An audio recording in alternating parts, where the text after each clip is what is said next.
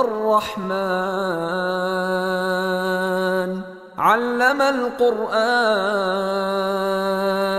خلق الإنسان علمه البيان الشمس والقمر بحسبان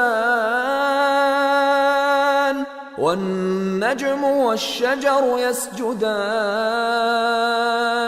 والسماء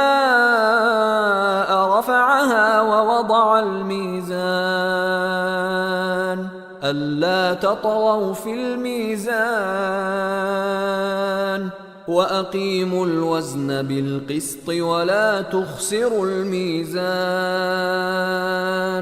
والأرض وضعها للأنام فيها فاكهة والنخل ذات الأكمام والحب ذو العصف والريحان فبأي آلاء ربكما تكذبان خلق الإنسان من صلصال كالفخار وخلق الجان من مارج من نار فبأي آلاء ربكما تكذبان رب المشرقين ورب المغربين فبأي آلاء ربكما تكذبان مرج البحرين يلتقيان بينهما برزخ لا يبغيان فبأي آلاء ربكما تكذبان يخرج منهما اللؤلؤ والمرجان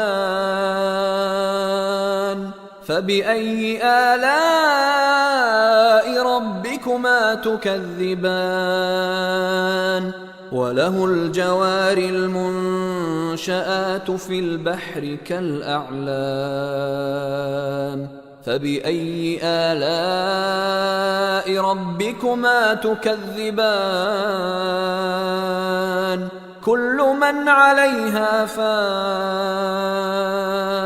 ويبقى وجه ربك ذو الجلال والإكرام فبأي آلاء ربكما تكذبان يسأله من في السماوات والأرض كل يوم هو في شأن فبأي آلاء ربكما تكذبان سنفرغ لكم أيها الثقلان فبأي آلاء ربكما تكذبان يا معشر الجن والإنس إن استطعتم أن تنفذوا من أقطار السماوات والأرض فانفذوا لا تنفذون إلا بسلطان فبأي آلاء ربكما تكذبان يرسل عليكما شواظ من نار ونحاس فلا تنتصران فبأي آلاء ربكما تكذبان فإذا انشقت السماء فكانت وردة كالدهان فبأي آلاء ربكما تكذبان فيومئذ لا يسأل عن ذنبه إنس ولا جان فبأي آلاء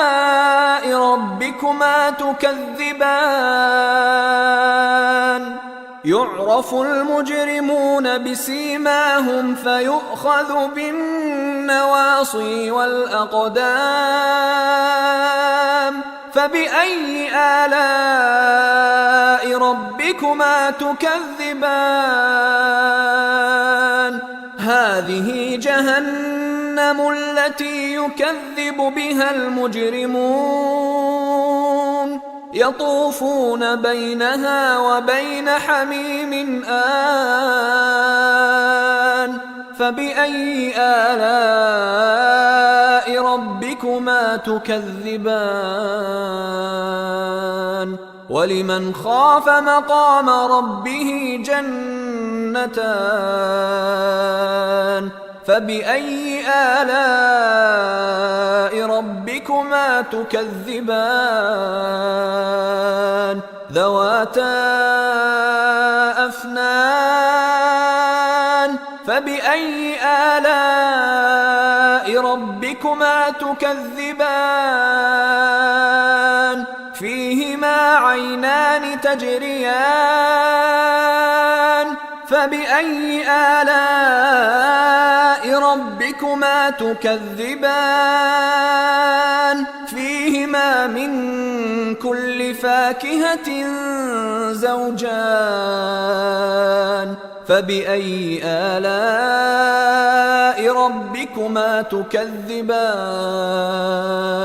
متكئين على فرش بطائنها من استبرق وجنى الجنتين دان فبأي آلاء ربكما تكذبان فيهن قاصرات الطرف لم يطمثهن إنس قبلهم ولا جان فبأي آلاء ربكما تكذبان كأنهن الياقوت والمرجان فبأي آلاء ربكما تكذبان هل جزاء الإحسان إلا الإحسان فبأي آلاء ربكما تكذبان ومن دونهما جنتان فبأي آلاء ربكما تكذبان مدهامتان فبأي آلاء ربكما تكذبان فيهما عينان نضاختان فبأي آلاء ربكما تكذبان فيهما فاكهة ونخل ورمان فبأي آلاء ربكما تكذبان فيهن خيرات حسان فبأي آلاء ربكما تكذبان حور مقصورات في الخيام فبأي آلاء ربكما تكذبان لم يطمثهن إنس قبلهم ولا جان فبأي آلاء ربكما تكذبان متكئين على رفرف خضر وعبقري حسان فبأي آلاء ربكما تكذبان تبارك اسم ربك ذي الجلال والإكرام